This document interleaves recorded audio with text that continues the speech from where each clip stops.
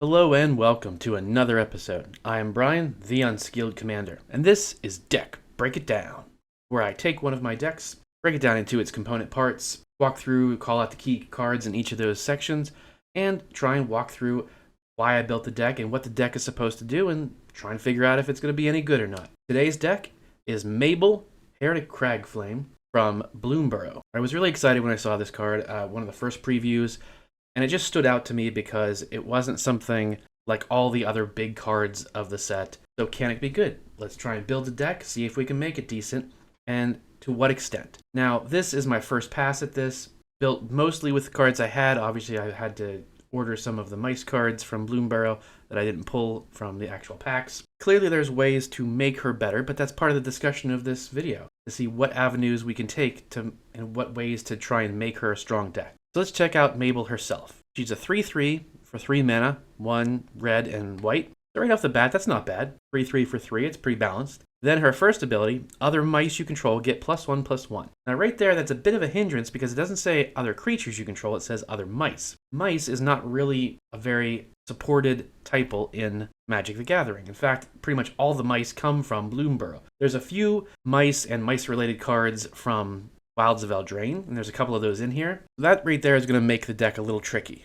but it doesn't mean it's going to be bad. Now her next section, when Mabel Heir Cragflame enters, create Cragflame, a legendary colorless equipment artifact token that says equipped creature gets +1/+1 and has vigilance, trample, and haste, an equip cost of 2. So that's pretty cool. So when Mabel enters the battlefield, you make the Cragflame legendary sword, but it doesn't auto-equip onto her. You can equip it to anybody. That opens up a lot of potential. However, it's a legendary equipment, so even if you tried bouncing Mabel a bunch, you're not going to make a whole bunch of Cragflames. You can only make one. So right there, in and of herself, she's just kind of decent. And one of the first things you could try and do is make her a Voltron deck, where it's like, okay, well, she makes equipment that's supposed to be hers. So you make the equipment, you equip it, and you just give her everything else. Give her all the swords, give her all the unblockable, swing in for commander damage. Totally viable way to build Mabel. However, there's so many other commanders that are better suited to be commander damage Voltron-y decks where it's all about the equipments. I myself have a couple other commander damage focused decks like my Kemba, which I'm really proud of, that is about the equipments. And then the Third Doctor, which is all about making tokens because he himself has trample, so getting damaged in through that way.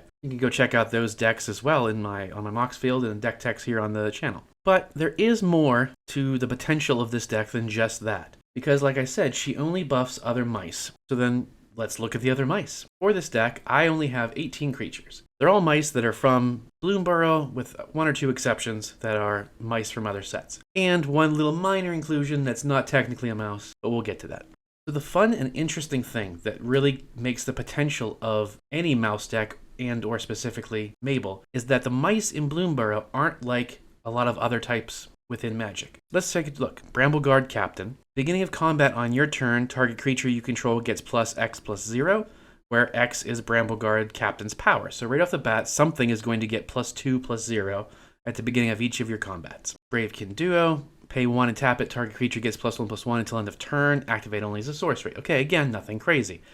But what we're going to start seeing is that the mice in Bloomborough have abilities that say when they are target of a spell or ability for the first time in your turn, or in a turn, something happens. So all of these things that say target creature. So at the beginning of combat, Brambleguard is going to target something. You target one of the other mice that has an ability, that ability kicks in and does something else. You can start to domino effect some of these things. Canyon Jerboa, that's not from Bloomborough, but whenever a land enters the battlefield under your control, creatures you control get +1/+1 until end of turn. So that's just really good, and that all creatures, not just mice. Cheeky House Mouse, that's from Wilds of Eldraine. It's got the sorcery aspect, target creature, target, again, gets +1/+1, and it can't be blocked by creatures with power 3 or greater. And then it just makes a little 2/1 mouse. But the fact that it can be used as a sorcery to target something is important. Now we've got Flowerfoot Swordmaster. This is one of the few offspring cards in the deck. Really cool. So for 3 mana total, you get 2 mice that say the same thing, that say whenever this creature becomes the target of a spell or ability you control for the first time, each turn, mice you control get +1/+0.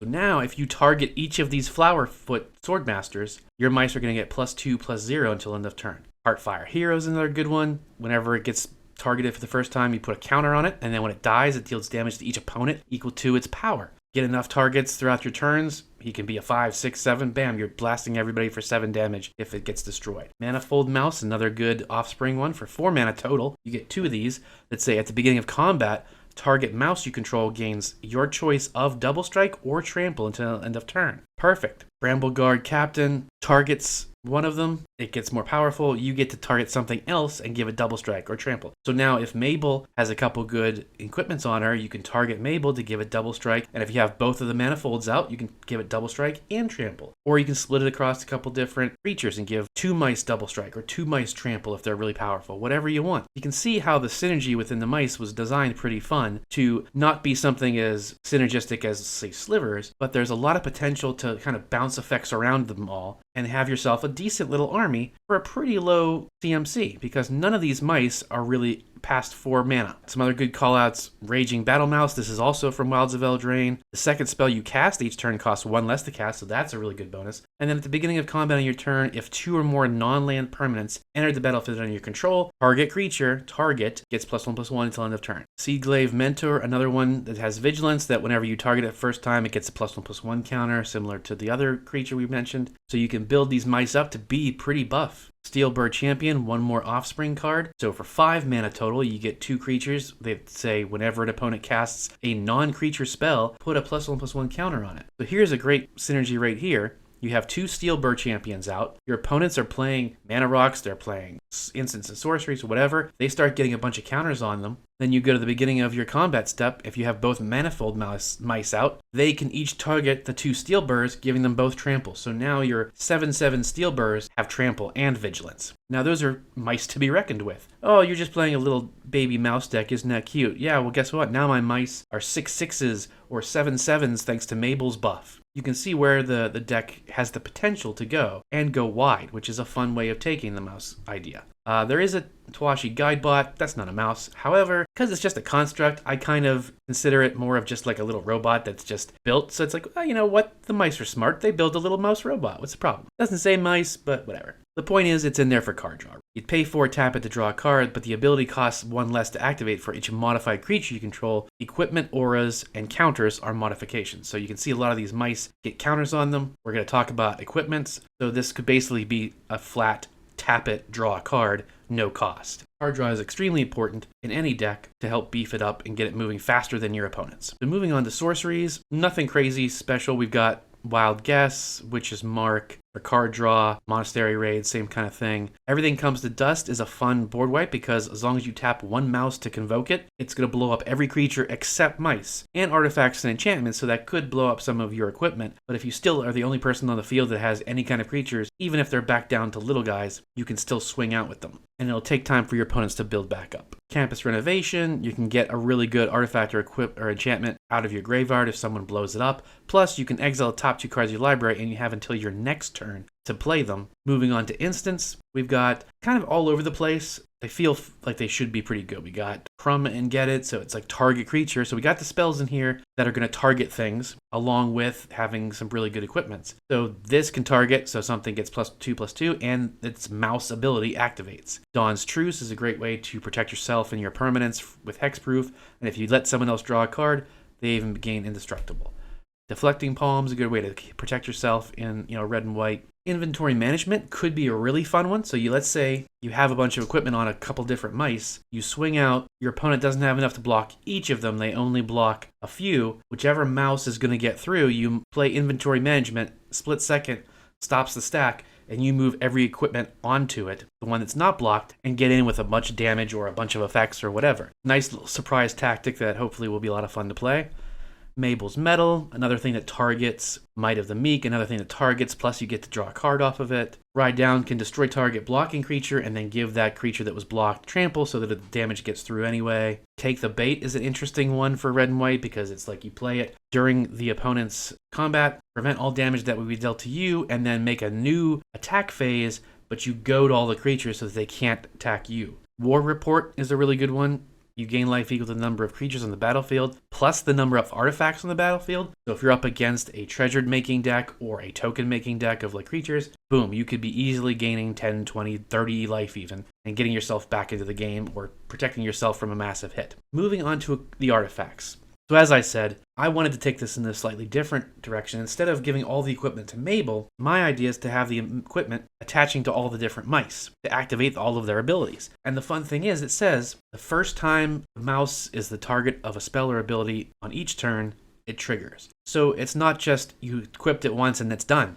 You can move all of the equipment around and shuffle them every time it comes back to your turn to trigger those abilities again. Artifacts are also going to have, of course, your staples in terms of mana rocks, Arcane Signet, Bonder's Ornament, Soul Ring, things like that. Patchwork Banner is a really great one because as it enters, you choose a creature type, you're going to choose mouse. Creatures of the chosen type get +1/+1, and it's a mana rock that taps for one of any color. Great for mana fixing. Obviously, Bloomburrow came out after the Assassin's Creed Universes Beyond set, so I had some of those packs that I had opened recently, and I thought it was just really funny to put a bunch of the Assassin's Creed equipment into the mouse deck because it just seems cute and funny to think of all these mice dressed in little Assassin's Creed outfits, scurrying around the treetops and jumping around like Altair or Ezio. That's just a little me thing. But we've got Haystack, so that's grid that target creature you control phases out, so you can help protect Mabel if you need to, or any of your creatures. Hidden Blade, equipped creature gets +1/+0 and has First Strike. Hidden Footblade, +1/+0 and has Haste. Hook Blade, if it's your turn, it gets Flying and it has +1/+0. Things like that. We got Mjolnir for why not, little Thor mouse in there. We got the short bow that's actually from Bloomburrow that gets +1/+1 and has Vigilance and Reach, which is great to help protect against flying creatures. I did get a couple swords, so we got Sword of Feast and Famine from that set, and Hearth and Home that I already had. Sword of the Squeak, it's just on flavor and it's from the set, why not? Bloodforged Battle Axe is great because it makes a token copy of Bloodforged Battle Axe as long as it deals combat damage. So if you don't get any of these other ones, but I've got 3 copies of Bloodforged Battle Axe, I'm going to equip them instead, and they're going to get through, and great, now I have another 3. We've got Anduril Narsil Reforged. As long as you have the City's Blessing, you put 2 +1/+ counters on the creature every time it attacks. That's a really powerful one. Great one to put on to Mabel for commander damage. Then we've got some of the stuff where it's like Icon of Ancestry. You choose mice, they get +1/+1, and you can look at the top card of your library. If it's a mouse, you get to put it in your hand. How about Door of Destinies? Every time you play a mouse, it gets a charge counter. Creatures of the chosen type get +1/+1 for each charge counter on Door of Destinies. You get that out first, or as soon as you can. You play 2/3 mice. Now they're all getting +3/+3. So again, and if you look at these mice, they're not super powerful, but they're not completely weak. We've got 2/1, 2/1, 3/2, 3/2, 2/2, 3/4. They're what you expect, but as I said earlier, they're not any more expensive. The most expensive one is a 4-drop. The rest of them are 2s and 3s. For such low mana cost, you can dump a bunch of them as long as you're keeping your hand filled with card draw. Get a couple of these buffs going. You've got 4/4s, you've got 5/5s. Moving on to enchantments. It's a red deck. I gotta throw in Descent into Avernus. It's a fun card. I love it. It goes into every red deck I can if I have it. I have an extra copy and stuff, so I thought it would be really fun to put in here. Forge Anew helps you with the equipment costs. Land tax is important for a white and red deck because there's no real mana ramp, so that helps you, try and catch up on lands. Virtue of Loyalty. You can make a 2/2 white creature token with Vigilance. Just, okay, cool, extra little blocker. But more importantly, at the beginning of your end step, put a +1/+1 counter on each creature you control and untap those creatures.